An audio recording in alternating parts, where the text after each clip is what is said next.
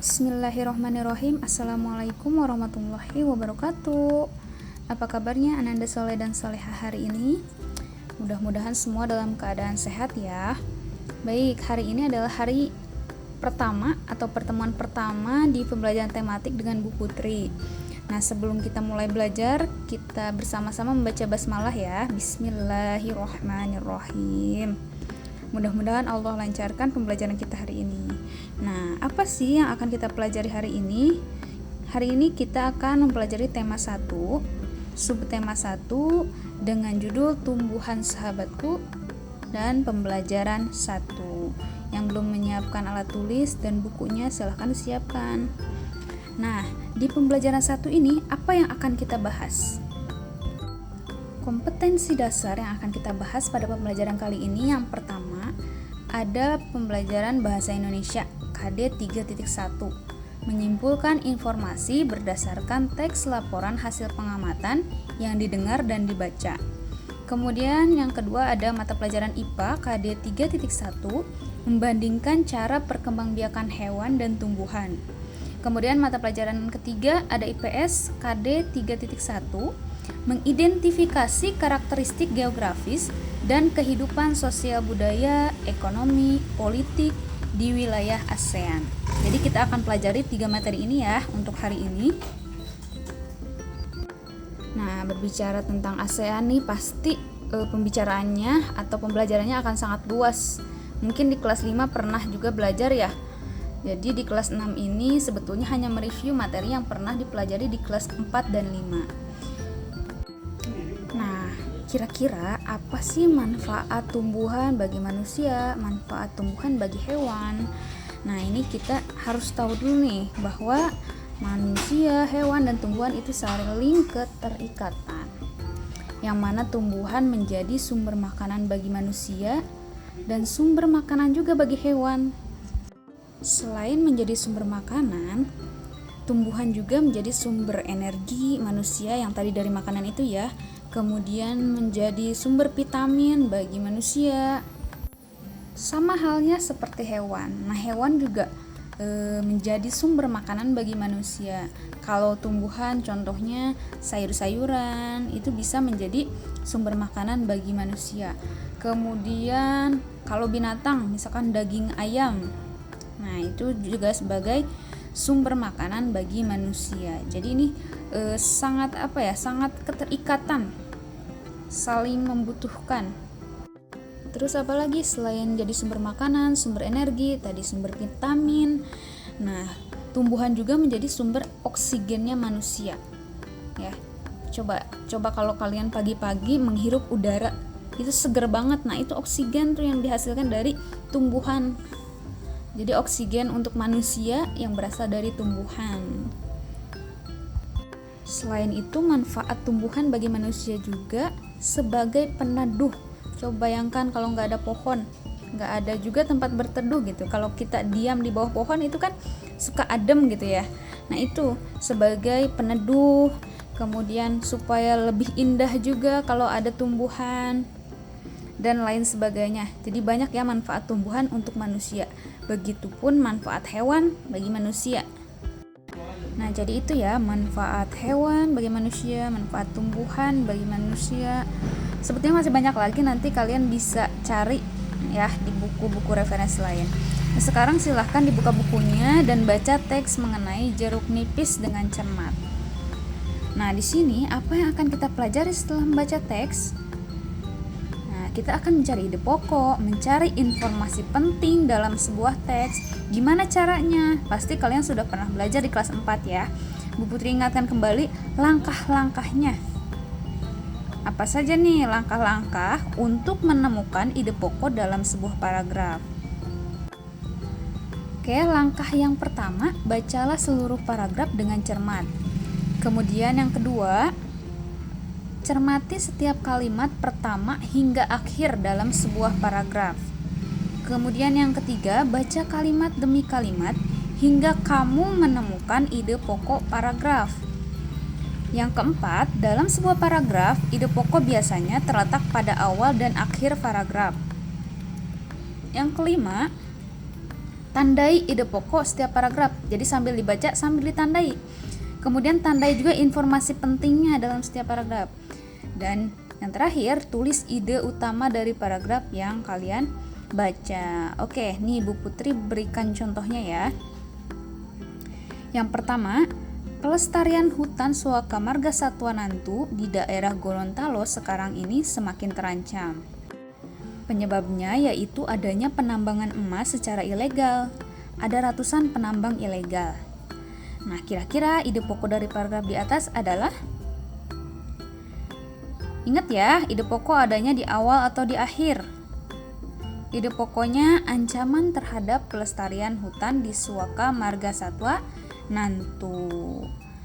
Oke, coba Bu Putri kasih sekarang contoh soal yang kedua. Kita cari informasi pentingnya dalam sebuah teks.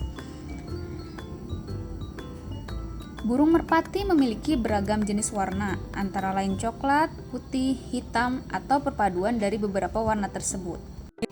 Merpati memiliki semacam sensor dalam hidungnya yang digunakan untuk mengenali bau rumahnya. Inilah penyebab burung merpati dapat pulang ke rumahnya setelah terbang jauh. Makanan burung ini adalah biji-bijian seperti jagung, beras, kacang hijau, dan lain sebagainya. Bahkan di daerah desa, burung merpati biasa memakan gabah yang sedang dijemur oleh petani. Nah, lihat informasi pentingnya apa nih? Yang Bu Putri berikan warna merah itu merupakan informasi pentingnya. Kenapa? Karena di situ kalian bisa baca merpati memiliki semacam sensor dalam hidungnya yang digunakan untuk mengenali bau rumahnya. Jadi kalau kalian pernah lihat burung merpati, kalau dia sudah kita terbangin, dia akan kembali lagi ke rumahnya karena dia punya semacam sensor tadi dalam hidungnya. Itu ya, jadi itu termasuk ke dalam informasi pentingnya dalam teks tersebut. Seperti itu ya. Nah, sekarang Bu Putri mau menjelaskan mengenai perkembangbiakan. Kita masuk ke perkembangbiakan ya, sebelum ke bagian-bagian bunga nih. Nah, apa sih perkembangbiakan generatif ini? Perkembangbiakan generatif adalah perkembangbiakan tumbuhan yang terjadi secara kawin atau seksual, di mana perkembangbiakan ini melibatkan sel kelamin jantan dan sel kelamin betina. Ya, jadi dalam proses perkembangbiakan generatif ini membutuhkan alat kelamin jantan dan alat kelamin betina. Nah, alat kelamin jantan dan betina pada tumbuhan terdapat pada bunga, tepatnya yaitu bagian benang sari jantan nih. Kalau benang sari jantan, putiknya yaitu betina. Itu ya. Pada tumbuhan, pembuahannya terjadi melalui proses penyerbukan. Nah, penyerbukan ini adalah jatuhnya serbuk sari yang ada di kepala sari ke atas kepala putik. Jadi yang tadi serbuk sari yang jantan itu jatuh ke kepala putik, bisa akibat tertiup angin atau terbawa oleh kaki-kaki serangga yang hinggap di atas bunga. Contohnya apa saja untuk tumbuhan yang berkembang biak secara generatif? Itu ada bunga matahari, ada jagung, padi, mawar. Itu contoh-contoh yang dia berkembang biak dengan cara generatif. Ya, nanti kalian bisa cari lagi apa saja nih tumbuhan-tumbuhan yang berkembang biak dengan cara generatif. Nah, sekarang perhatikan bagian-bagian bunga. Di sini yang pertama ada mahkota, kemudian kelopak, ada dasar bunga, tangkai bunga, bakal biji, tangkai putik, kepala putik, benang sari, dan kepala sari. Nah, ini tadi contoh yang generatif itu ya. Ada benang sarinya dan ada kepala putiknya. Kemudian ada macam-macam penyerbukan. Nah, macam-macam penyerbukan yang pertama ada penyerbukan sendiri atau disebut autogami. Dia biasanya penyerbukan ini terjadi pada bunga yang punya serbuk sari sendiri. Contohnya bunga sepatu. Terus ada penyerbukan tetangga disebut geotonogami. Ini biasanya bunga-bunga yang masih berasal dari tumbuhan yang sama, tapi dua tumbuhan berarti tumbuhannya sama. Contohnya padi. Kemudian penyerbukan silang, alogami. Nah, biasanya ini serbuk sarinya berasal dari bunga yang lain, tapi satu jenis, tapi bunga yang lain. Kemudian yang terakhir, bastar. Dia serbuknya berasal dari bunga lain dan tumbuhan lain juga berbeda jenis. Itu ya, perbedaan penyerbukan sendiri, tetangga, silang, dan bastar. Nah, nanti dipelajari nih perbedaannya apa. Contoh-contohnya juga tadi. Oke, kita lanjut ya. Sekarang kita masuk ke pembelajaran IPS. Nah, IPS mengenai ASEAN.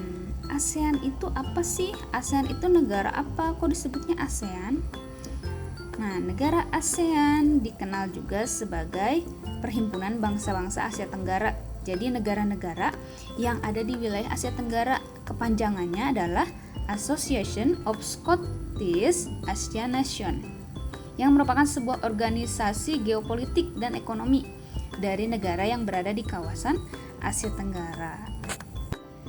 Negara apa saja yang berada di kawasan Asia Tenggara? Ada Indonesia, Singapura, Kamboja, Thailand, Myanmar, Malaysia, Vietnam, Laos, Filipina, dan Brunei Darussalam. Nah, ini ya negara-negara yang terdapat di wilayah Asia Tenggara. Ada 10 negara, silahkan diingat nama negaranya. Oke, kita lanjut ya.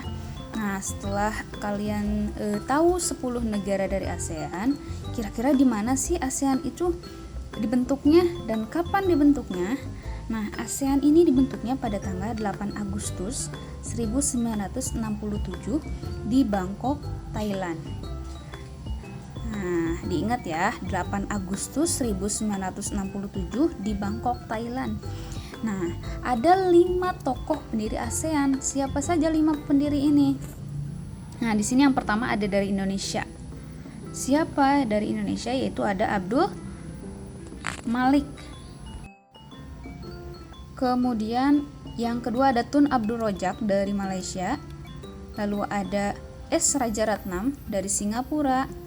Lalu ada Tanat Homan dari Thailand, dan yang terakhir ada Narciso Ramos dari Filipina. Nah, ini merupakan pendiri ASEAN, 5 tokoh pendiri ASEAN. Nah, kalau kita berbicara tentang ASEAN ini pasti sangat luas, dan semakin kesana nanti kita akan banyak belajar mengenai negara-negara ASEAN, dan pastinya akan lebih seru lagi karena ini berbicara tentang sejarah. Ya, mungkin itu untuk pembelajaran kita hari ini. Nah, sekarang tuliskan informasi yang kamu dapat dalam pembelajaran hari ini. Nah, tugasnya silahkan kalian kerjakan di buku tematiknya. Ada beberapa tugas yang akan buku sampaikan, yaitu yang pertama aktivitas 1, aktivitas 5, aktivitas 6 yang bagian satunya saja, dan aktivitas 7 dan 8. Silahkan dikerjakan ya di buku paketnya. Nanti kalau sudah silahkan fotokan ke Bu Putri. Itu ya, mungkin cukup sekian yang bisa Ibu sampaikan. Selamat mengerjakan tugas.